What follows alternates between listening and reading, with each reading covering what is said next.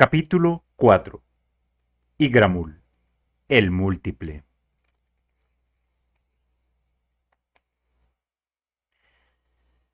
Dos tormentos empezaba a sufrir Atreyu, hambre y sed.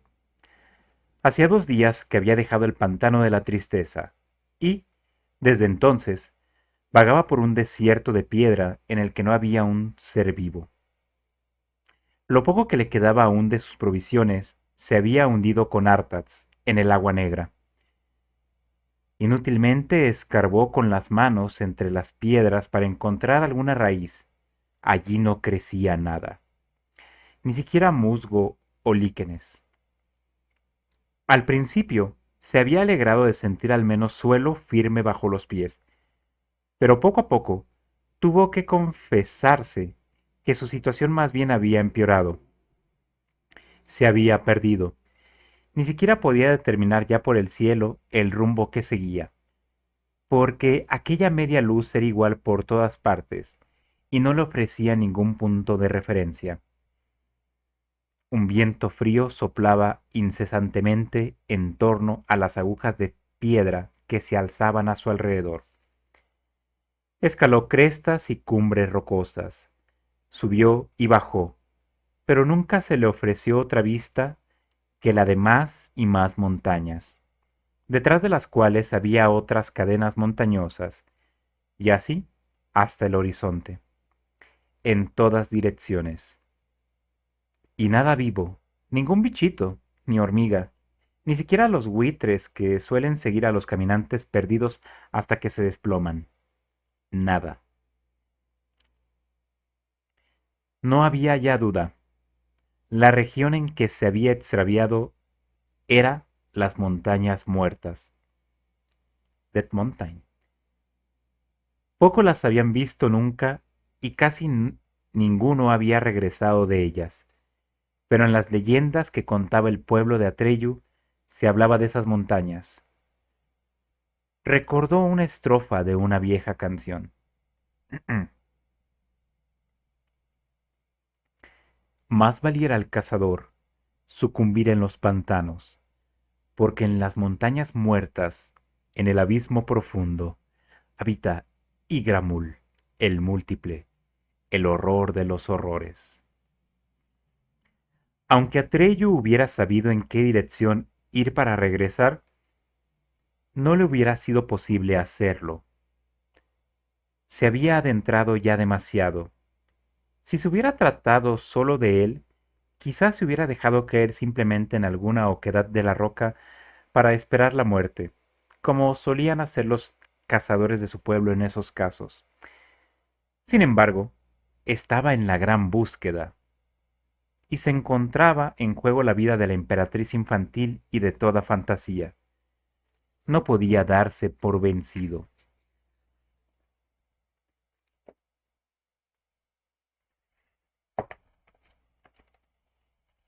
Por eso siguió subiendo y bajando montañas, dándose cuenta a veces de que, desde hacía mucho rato, caminaba como un sonámbulo, mientras su mente vagaba por otros lugares, y regresaba solo, de mala gana.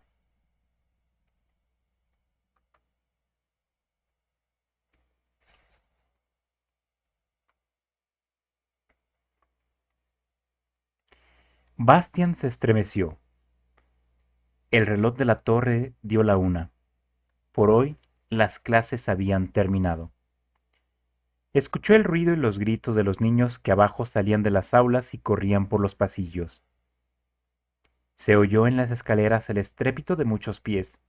Luego, durante un rato, subieron aún desde la calle gritos diversos, y finalmente el silencio se extendió por todo el colegio.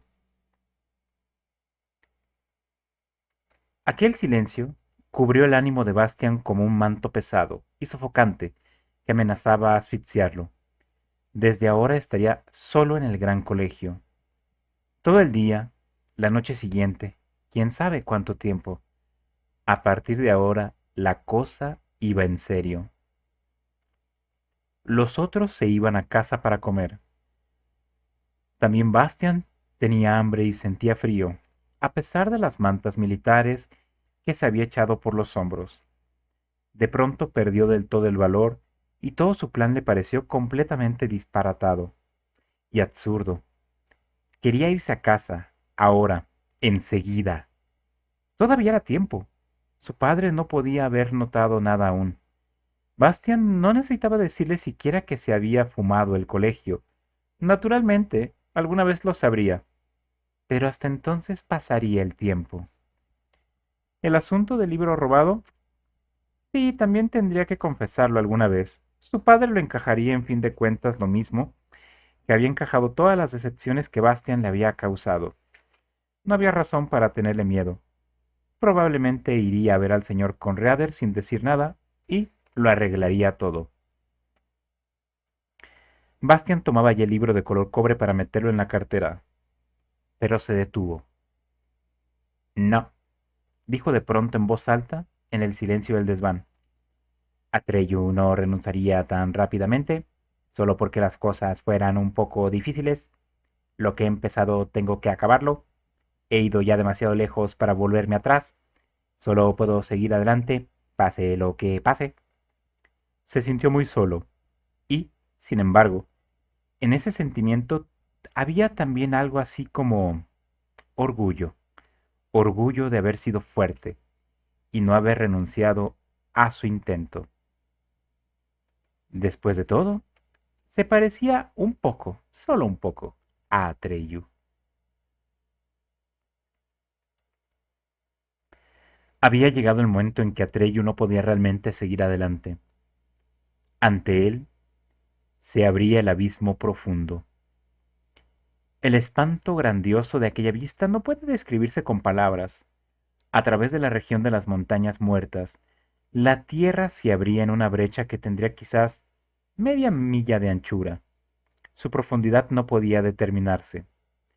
Atreyu estaba al borde de un saliente rocoso y miró hacia abajo, a las tinieblas, que parecían llegar hasta el fondo mismo de la tierra. Tomó una piedra del tamaño de su cabeza que había cerca y la lanzó tan lejos como pudo con sus menguantes fuerzas. La piedra cayó y cayó, hasta que fue devorada por la oscuridad. Atreyu escuchó, pero, aunque esperó largo tiempo, el ruido del impacto nunca llegó a sus oídos. Y entonces hizo lo único que podía hacer. Comenzó a andar por el borde del abismo profundo. Sin embargo, estaba preparado para hacer frente en cualquier momento a aquel horror de los horrores, del que hablaba la vieja canción. No sabía de qué clase de criatura podría tratarse, solo sabía que se llamaba Igramul. El abismo profundo discurría en línea quebrada a través del desierto de montañas, y, naturalmente, en su borde no había ningún camino, sino que también allí se alzaban torres de piedra que Atreyu tendría que escalar y que, a veces, vacilaban peligrosamente bajo sus pies. Se atravesaban en su camino gigantescos peñascos que tenía que rodear trabajosamente, o había pendientes de piedras sueltas que se precipitaban hacia la brecha, poniéndose en movimiento cuando él atravesaba. Más de una vez estuvo a punto de despeñarse. Si hubiese sabido que un perseguidor seguía sus huellas aproximándose de hora en hora, de minuto en minuto, quizás se hubiera dejado arrastrar a hacer algo irreflexivo que, en aquel camino difícil, hubiera podido costarle caro. Se trataba de aquel ser de las tinieblas que lo perseguía desde que salió. Entretanto, la figura del ser se había espesado tanto que podía distinguirse claramente sus contornos ya. Era como un lobo, negro como la pez y grande como un buey.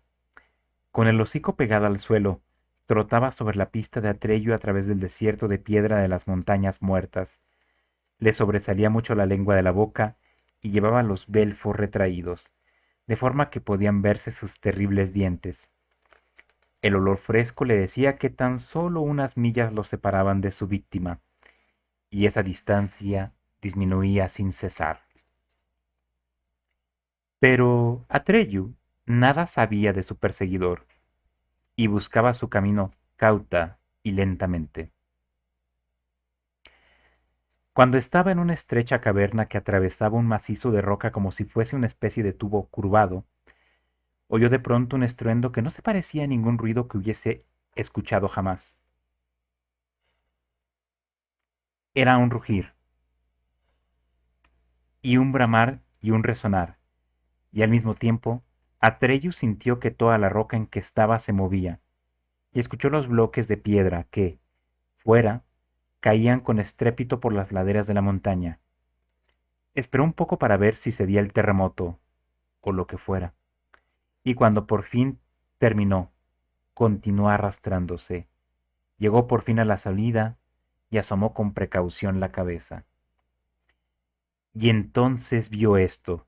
Sobre las tinieblas del abismo profundo, de un borde a otro colgaba una monstruosa tela de araña, y en los pegajosos hilos de aquella red, gruesos como maromas, se retorcía un gran dragón blanco de la suerte, sacudiendo la cola y las garras, y enredándose, sin embargo, cada vez más y más desesperadamente.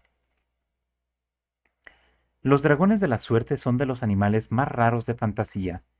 No se parecen para nada a los dragones corrientes, ni a los célebres que, como sierpes enormes y asquerosas, viven en las profundas entrañas de la tierra, apestan y vigilan algún tesoro, sea real o imaginario.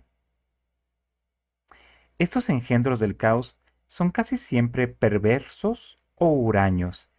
Tienen alas parecidas a las de los murciélagos, con la que pueden remontarse en el aire ruidosa y pesadamente, y escupen ya sea fuego o humo, o ambos. En cambio, los dragones de la suerte son criaturas del aire y del buen tiempo, de una alegría desenfrenada, y a pesar de su colosal tamaño, ligeros como una nubecilla de verano. Por eso no necesitan alas para volar. Nadan, literalmente, por los aires del cielo lo mismo que los peces en el agua. Desde la tierra parecen relámpagos lentos, y lo más maravilloso en ellos es su canto. Su voz es como el repicar de una gran campana, y cuando hablan en voz baja, es como si se escuchase el sonido de esa campana muy a la distancia. Quien escucha alguna vez su canto, no lo olvida jamás en la vida, y sigue hablando de él a sus nietos. Pero el dragón de la suerte que Atreyu veía ahora no se encontraba en una situación en que tuviese ganas de cantar. Su cuerpo era largo y flexible, cuyas escamas de color madreperla brillaban rosadas y blanca. Él colgaba retorcido y preso en la enorme tela de araña. Las largas barbas del hocico del animal, su abundante melena y los flecos de su cola y de sus miembros estaban enredados en las cuerdas pegajosas, de forma que apenas podía moverse. Solo sus globos oculares, de un color rubí, en medio de su cabeza parecida a la de un león, brillaban indicando que aún seguía con vida. Aquel soberbio animal sangraba por muchas heridas, porque había algo más, algo gigantesco.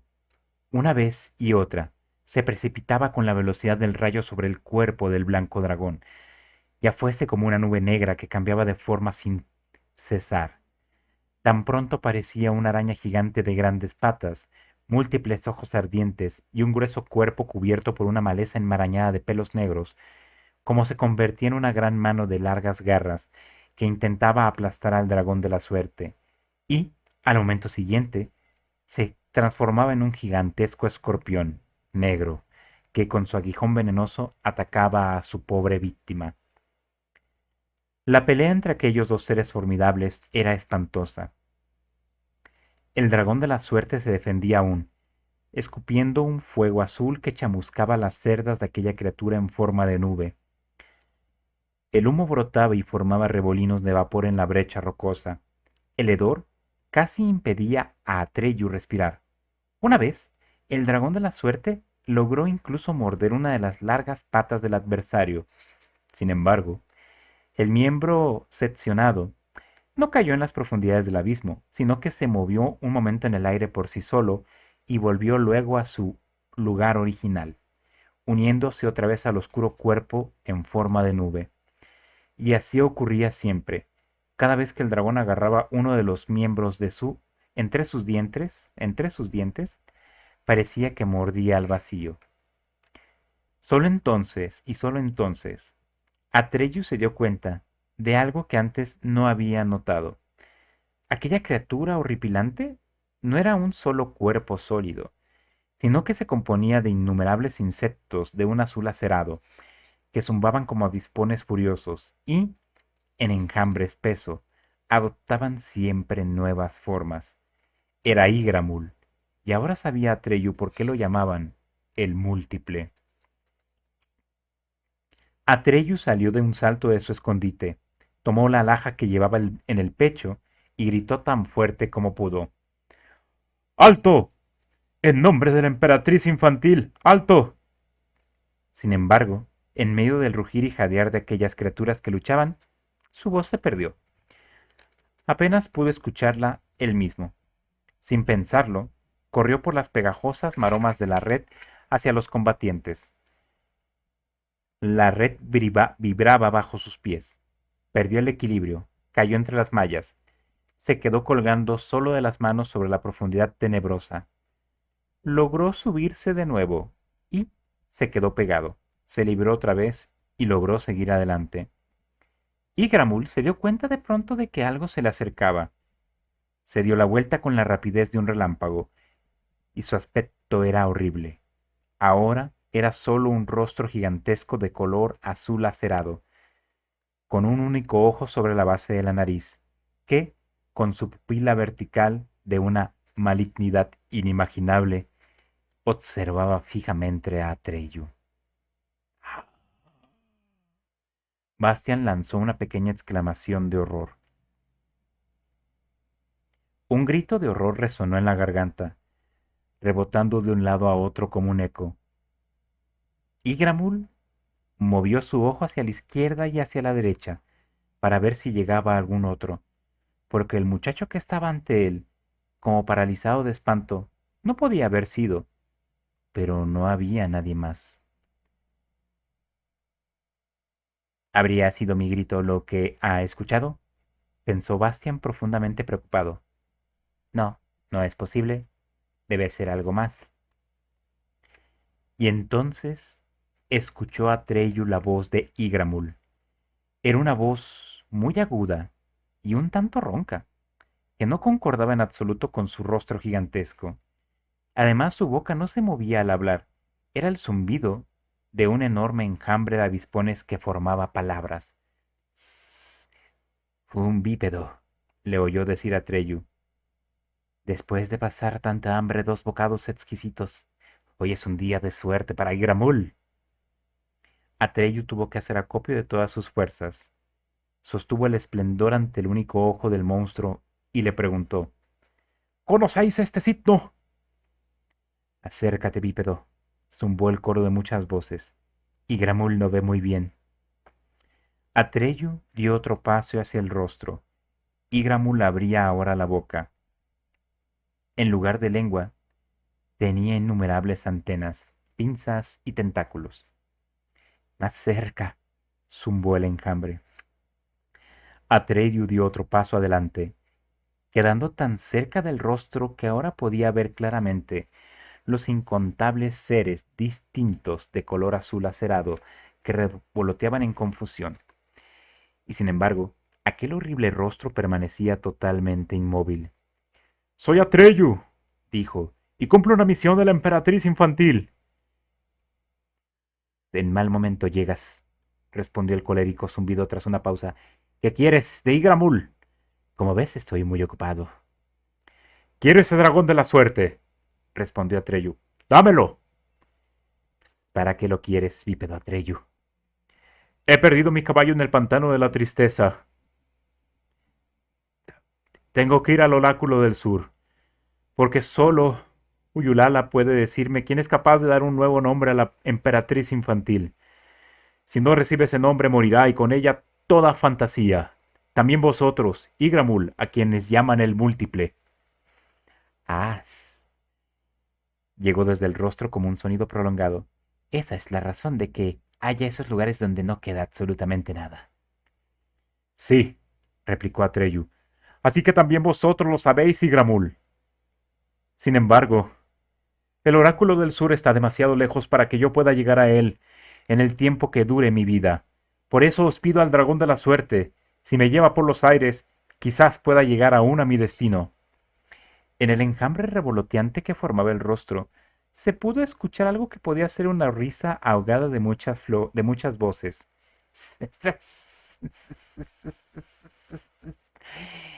Te equivocas, bípedo Atreyu, nada sabemos del oráculo de Sur, ni de Uryulala, pero sabemos que ese dragón no puede levantarte ya.